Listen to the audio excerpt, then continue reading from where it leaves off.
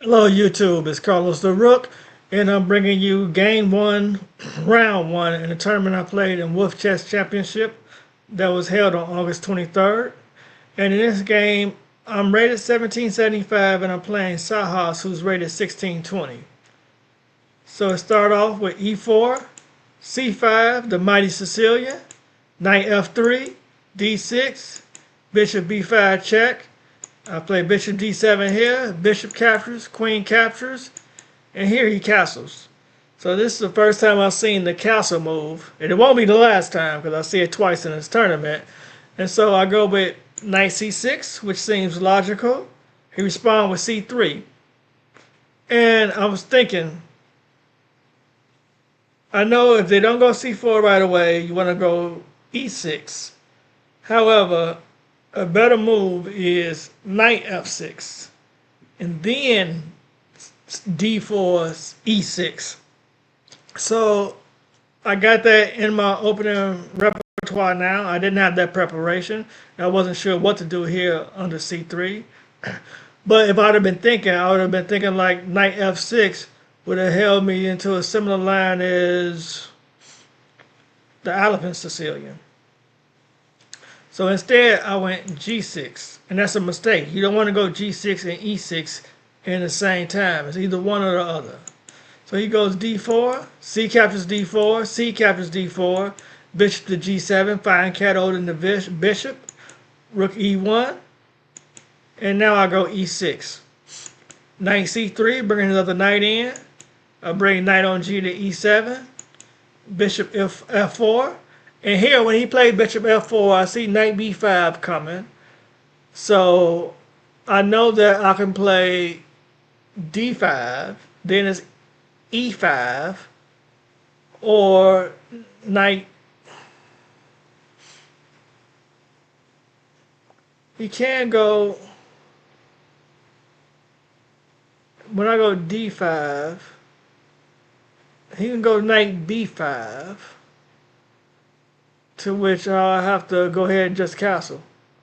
So I was looking at D5, Knight B5 with the idea of Knight C7 check, picking up the rook, but I just castle and the rook is safe. So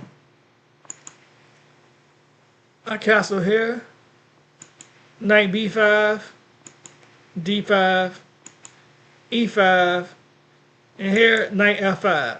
So here I figured the best move would be G4, push the knight away. But since Sahas was 1620, I think he probably wouldn't play a move like that, disrupting his king cover.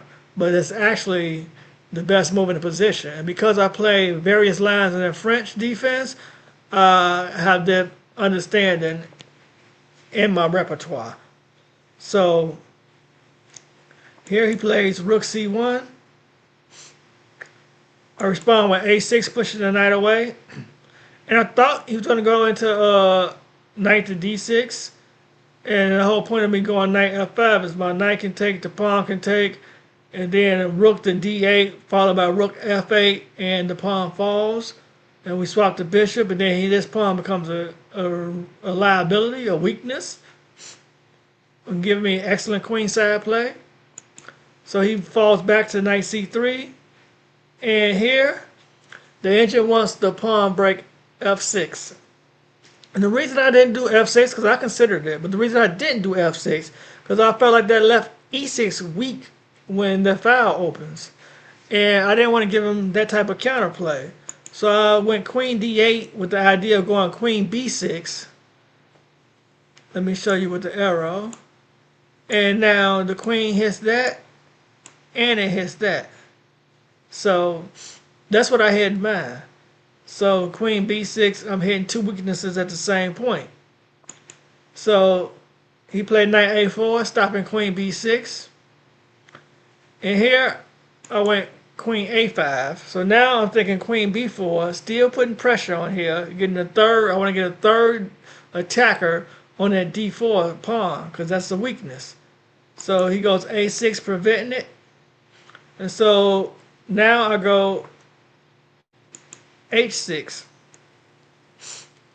Because my idea is maybe G5. Or I just want to keep that knight from coming to g5? Something along those lines. He responded knight c5. And here I was thinking about all type of stuff. Queen b4 with the idea of queen b2, but then rook comes over to b1, and I don't want my queen getting trapped up inside of there. I have to try to find ways to retreat. So I just disregarded that and fell back queen c7. And here he went rook e2. I'm not sure what he had in mind. Oh, he's going to bring the rook over here to c2. He wants to double up rooks on the c file. So here I go b6, pushing the pawn away. Pushing the knight away. He go knight a4, and I slide the queen over to b7 since the rooks are going to be doubled. I can bring a rook over there also. Two can play that game. Rook on e to c2, rook on f to c8. So now we all got rooks over there. Everybody got a rook on the c file. You go queen d2. So now he's targeting my h6 pawn. So the engine wants g4 here. It's saying g4 instead of queen d2. Knight on f to e7 and h4 with slight advantage for white.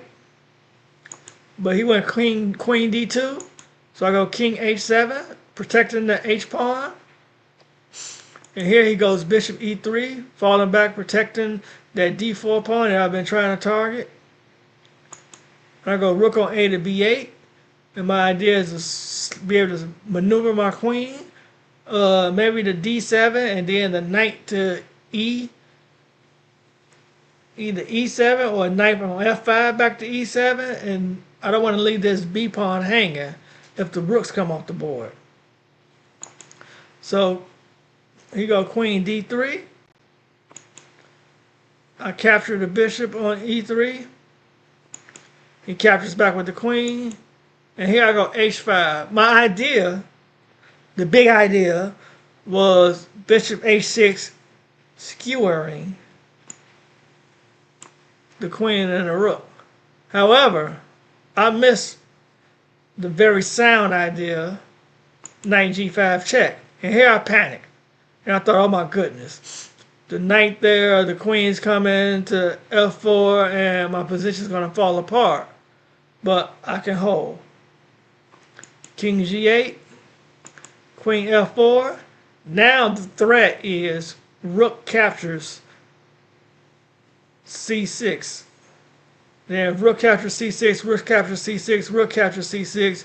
The queen can't capture back because then the queen's coming here to f7 with a deadly check. Followed by the knight going to e6. Threatening the mate. So I went bishop h6, pinning the knight. So now the rook sacrifice won't work. And he responds with h4. I just go ahead and take the knight. I don't want none of that nonsense. He take back. And here I go knight e7. So I figure the rooks are going to come off the board. If they're coming off, let them come off on my terms. And I also can get the knight back to f5 where it's a more active square and putting pressure on the d pawn once again. So he plays g4. And here I felt like g4 was wrong.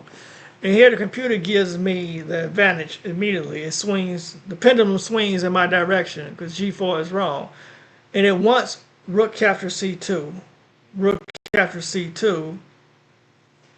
Let me see what it wants. Rook captures c2, rook captures c2, h captures g4, knight c3, knight f5, queen captures g4, king g7,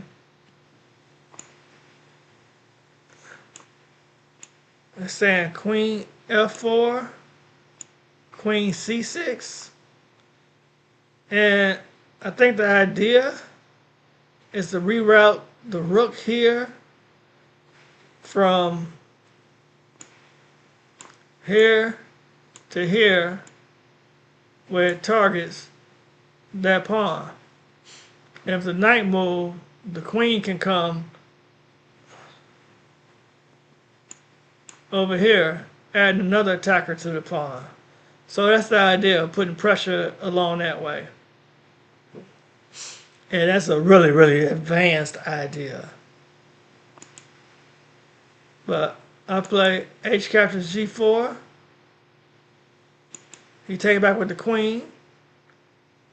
Rook captures C2. Rook captures C2. And here, I still have the advantage, but the engine wants King G7. So once again, it wants King G7. It's saying Rook C3, Rook H8, with that same idea of the rook coming here, swinging here, the knight coming here, and putting pressure on white's weakness. But I didn't do that. I went Rook C8, he captured on C8, and here it wants me to capture with the queen. Queen captures C8, and it's saying the best move for white is Queen D1. But I was concerned with knight captures B6. And what I missed, I was looking at queen here, king up, queen captures, and knight to D7. But he said even this,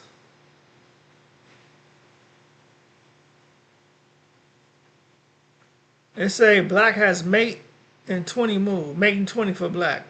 Wow. I missed the mate and 20. How did I miss a mate and 20? What is wrong with me? But Queen C2 is the beginning of a mate and 20. That's just outrageous. This is mate and 20.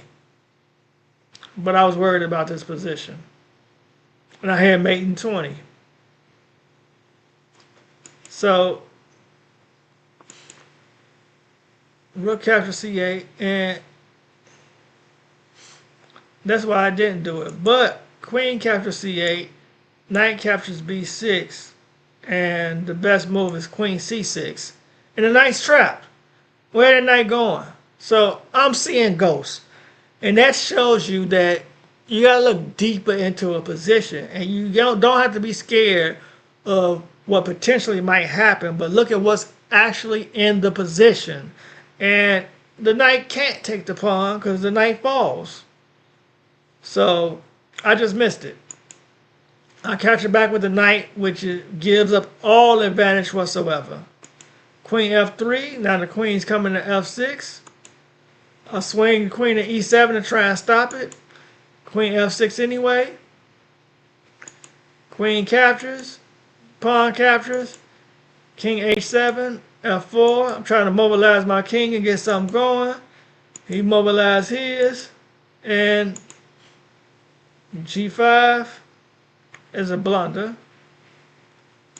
It loses to F5.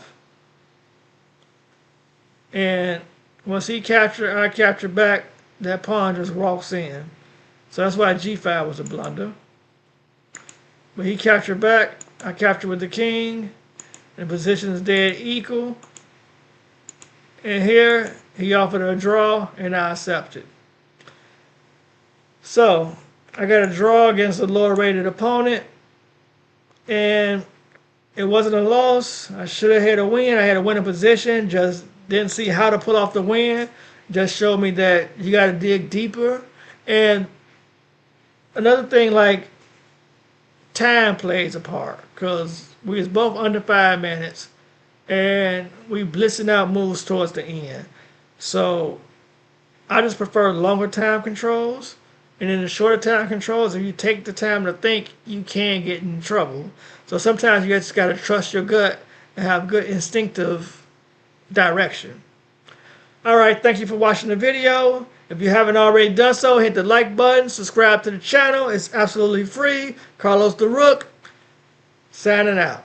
Thank you.